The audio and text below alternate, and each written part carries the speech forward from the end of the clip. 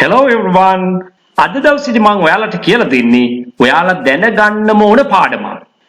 Sam මා සමග able යොදන හැටිත්, was were සමග able භාවිතා කරන හැටිත්, ඒ වගේම will be සමග able භාවිතා කරන ආකාරයත් අපි අද සාකච්ඡා කරනවා.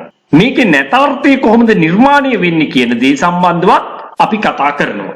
සුපුරුදු විදියටම පාඩමේ මුල ඉඳන් අවසානයේ දක්වා රැඳී ඉන්න ඕනේ. අවශ්‍ය කරන සියල්ල ඔයා ලියාගෙන කටපාඩම් කරගන්න අවශ්‍ය වෙනවා.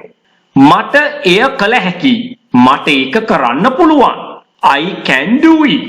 can කියන උපකාරක ක්‍රියාව භාවිතයෙන් අපි මේක පහසුවෙන්ම කියනවා I can do it කියලා. නමුත් ඒ දෙයම කියන්න තවත් ක්‍රමයක් ඉංග්‍රීසියේ තියෙනවා. ඒ තමයි Iට ගැලපෙන is am are යන උපකාරක ක්‍රියාපද තුනෙන් එකක් ගන්නවා. මොකක්ද ගැලපෙන්නේ? I නම් am. ඒක කියවන්නේ කෙටි කරපුවාම I'm able to do it. මට ඒක කරන්න පුළුවන් කියලා ඔන්න තවත් ආකාරයකට කියනවා. මට ඒක කරන්න හැකි වුණා, පුළුවන් වුණා කියන අර්ථය ගෙන දීම සඳහා අපි can වෙනුවට could පාවිච්චි කරලා මෙහෙම කියනවා. I could do it. I could do it. I was able to do it. I was able to do it. That means I could do it. මට ඒක කරන්න පුළුවන් වුණා කියන අර්ථයයි මේ වාක්‍ය දෙකේම තියෙන්නේ. නමුත් අනාගත කාලයේ වෙනුවෙන් එකම එක වාක්‍යයයි අපිට කියන්න පුළුවන්නේ. මට එය කළ හැකි වේවි. මට ඒක කරන්න පුළුවන් වේවි යන අර්ථය ගෙන දීම සඳහා අපිට එක ක්‍රමයයි තියෙන්නේ. ඒ මොකක්ද? I will be, in short, I'll be able to do it. I'll be able to do it. අපිට ඉංග්‍රීසි කතා කරන්න හැකි. එහෙම නැත්නම් අපිට ඉංග්‍රීසි කතා කරන්න පුළුවන්. We can speak English. We are able to speak English. ඔන්න මේ ආකාරයටත් ඒ අදහසම කියන්න පුළුවන්. We are able to speak English. දැන් අපි ඒ උදාහරණෙම අතීත කාලයෙන් බලමු. අපිට ඉංග්‍රීසි කතා කරන්න හැකි වුණා. එහෙම නැත්නම් පුළුවන් වුණා. We could speak English. ඒ සඳහා තවත් ආකාරයක් තියෙනවා. We were able to speak English.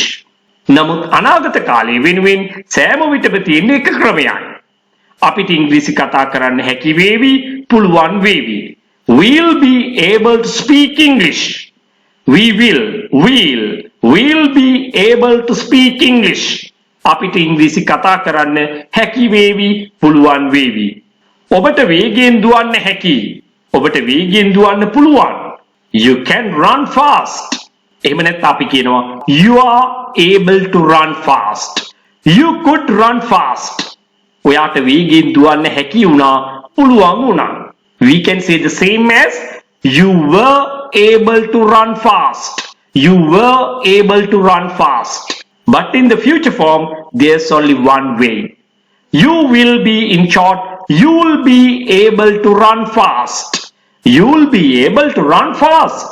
ඔයාට වේගයෙන් දුවන්න හැකි වේවි, පුළුවන් වේවි. ඔවුන්ට මහන්සි වෙලා වැඩ කරන්න හැකි.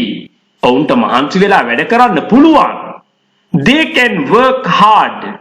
They can work hard. Or else you can say they are able to work hard. They are able to work hard. ඔවුන්ට මහන්සි වෙලා වැඩ කරන්න හැකි වුණා, පුළුවන් වුණා. They could work hard.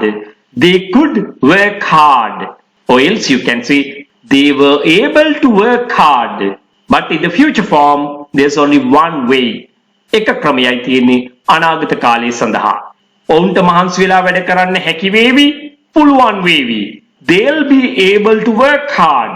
They'll be able to work hard. ඇයට ලස්සනට ගායනා කරන්න හැකි. ඇයට ලස්සනට ගායනා කරන්න පුළුවන්. She can sing nicely. She can sing nicely. Or else you can say she is, in short, she's able to sing nicely. She's able to sing nicely. ඇයට ලස්සනට ගායනා කරන්න හැකි වුණා, පුළුවන් වුණා. She could sing nicely.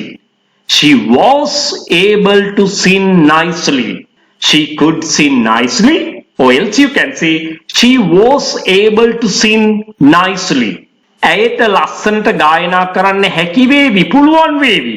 ඒ සඳහා තියෙන එක ක්‍රමයයි. She will, she'll. she'll be able to sing nicely. ඔහුට හොඳට නටන්න හැකි.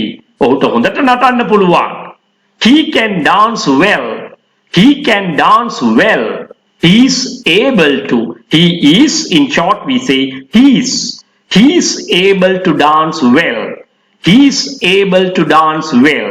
ඔහුට හොඳට නටන්න හැකි වුණා. පුළුවන් වුණා.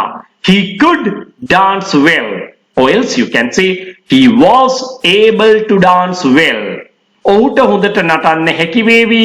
ඔහුට හොඳට නටන්න පුළුවන් වේවි. He'll be able to dance well. He'll be able to dance well. දැන් අපි බලමු මේ able ඇතුළත් වාක්‍යයක් නැතාර්ථයට හැරවීමේදී මොකද කරන්න කියලා. For an example, උදාහරණයක් විදිහට I'm able to do it. මට ඒක කරන්න හැකි. පුළුවන්. අපි මේක නෙගටිව් කරන්නේ කොහොමද? I'm not able to do it. අපිට තවත් ක්‍රමයකට මේක නෙගටිව් කරන්න පුළුවන්. not able එකතු කරලා තනි පදයක් හදා ගන්නවා unable කියලා. unable කියලා. එතකොට නැවත not එකතු කරන්නේ නැහැ. හේතුව unable කියන්නේ නොහැකි කියන අර්ථය. not able. Then you can say I'm unable to do it. I'm unable to do it. That means I'm not able to do it. මට ඒක කරන්න නොහැකි. මට ඒක කරන්න බෑ. I am not able to do it. Or else you can say I am unable to do it. I was able to do it. මට ඒක කරන්න හැකි වුණා. පුළුවන් වුණා. I was not able to do it. I was not able to do it. අපිට අවශ්‍ය නම් was not කෙටි කරලා wasn't කියලා කියන්නත් පුළුවන්. I wasn't able to do it. ඔන්න දැන් අනිත් ක්‍රමයට අපි කියනවා මොකක්ද? not able එකතු කරපුවාම හැදෙන තනි පදය unable. එහි අර්ථය unable කියන අර්ථය නොහැකි. I was unable. හොඳින් මතක තියාගන්න නැවත අපි not දාන්නේ නැහැ මේ වාක්‍යයට. I was unable to do it. I will be able to do it. ඔන්න දැන් අපි ඒක නැතාර්ථයෙන් ලියනවා. I will not be able to do it.